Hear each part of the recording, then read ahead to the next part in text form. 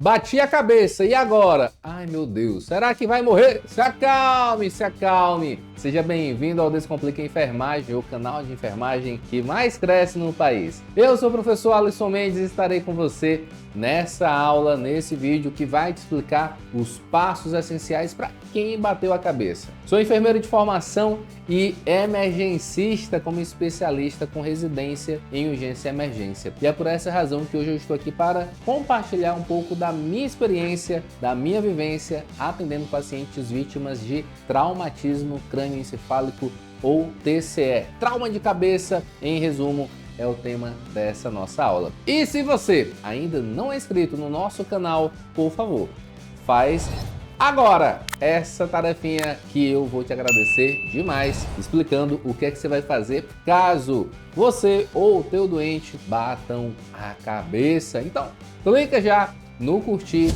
e no compartilhar e divulga essa informação para a família, para o papai, para o vizinho, para todo mundo que você puder.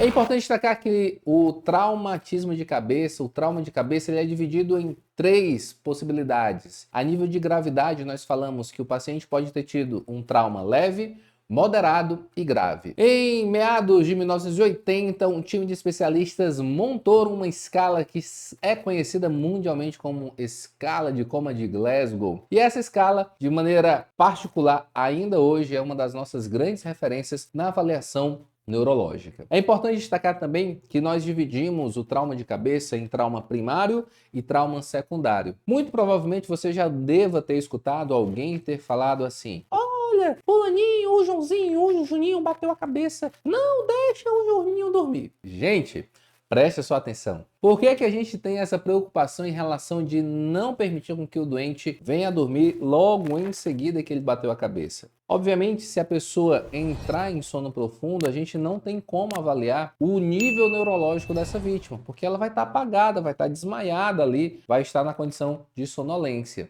E ficar incomodando essa pessoa a todo instante para saber, ei, você melhorou, ei, você piorou, também não faria sentido. Então, a condição de manter o doente em alerta é importante para que a gente consiga entender qual é o percurso em relação aos danos secundários. Porque a lesão primária já aconteceu. O que nós deveríamos ter feito era prevenir. Mas se o doente bateu a cabeça em uma queda, em uma briga, em uma situação de trabalho e ele se mantém acordado, é importante destacar que haverá possibilidade desse doente, nas próximas horas, evoluir com alguns sinais que você não pode deixar de aprender e que eu vou te apresentar até o final dessa aula. Muito importante, se o doente, após a lesão, ou seja, após o trauma primário, seja uma pancada ou uma queda, já apresenta dor na região cefaleia ou sangramento, é importante que você já busque ajuda de um profissional de saúde. Ligue para o 192 se esse doente apresentar sinais de desmaio ou sonolência de forma imediata após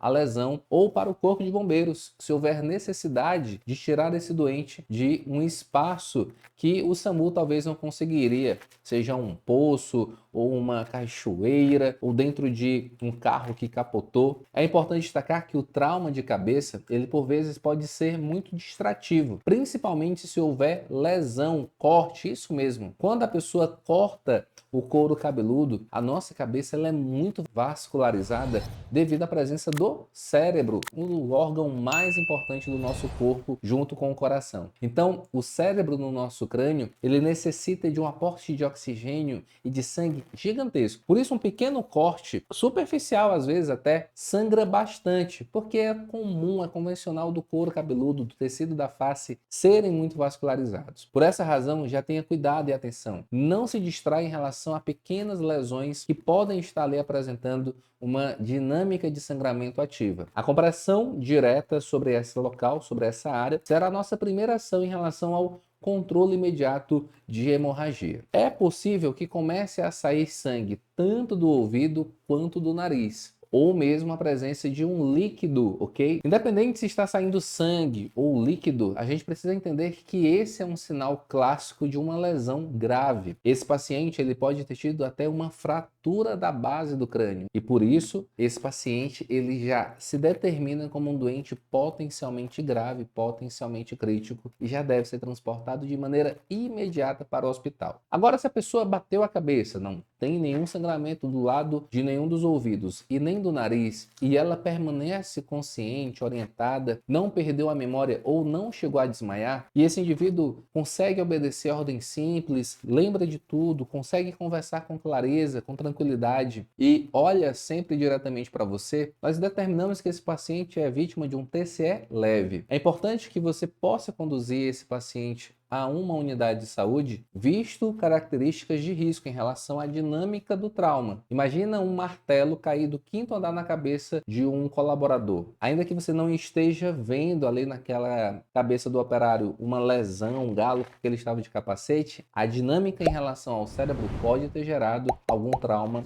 mais severo que você não está vendo agora. Por isso, nós recomendamos que essa avaliação seja feita sempre com um profissional de saúde. E na dúvida, você pode ligar para o 192 para ter acesso a um médico regulador ou a um enfermeiro regulador que possam estar ali de plantão no SAMU. Diga-se de passagem, nós destacamos que o TCE, ele é um grande problema de saúde pública. Alisson, posso dar água para essa vítima? Nós recomendamos que a oferta e ingesta de alimentos de água sejam evitadas nos primeiros minutos e horas, porque eu não sei se haverá talvez a necessidade desse indivíduo fazer uma cirurgia. Por essa razão, a nossa preocupação em relação a dar água para a vítima. Outro sinal muito importante que você deve estar acompanhando é a presença de vômitos. A vítima chegou a vomitar logo após ter colidido a cabeça ali com uma pedra ou uma mesa, não sei. Fica atento, porque o vômito após a lesão de cabeça é um péssimo sinal da possibilidade desse paciente estar fazendo uma grande hemorragia dentro do crânio.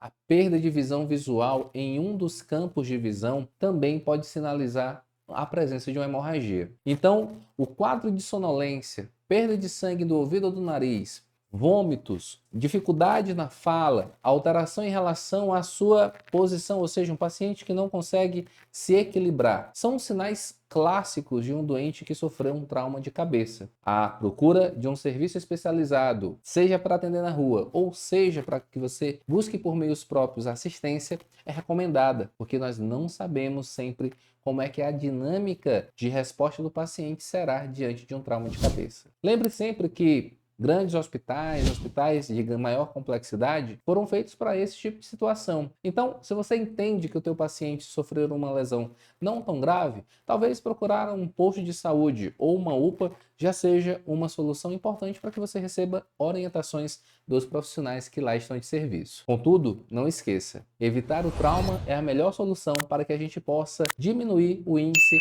desse problema de saúde pública, que é uma doença que mata e que infelizmente deixa danos permanentes e parciais e por vezes até fatais dentro da nossa sociedade. Eu convido você a acompanhar e conhecer um pouco mais do nosso canal nos vídeos que estão sendo apresentados para você no final desse vídeo. E não esqueça, por mais vidas nós estamos aqui. Conhecimento transforma.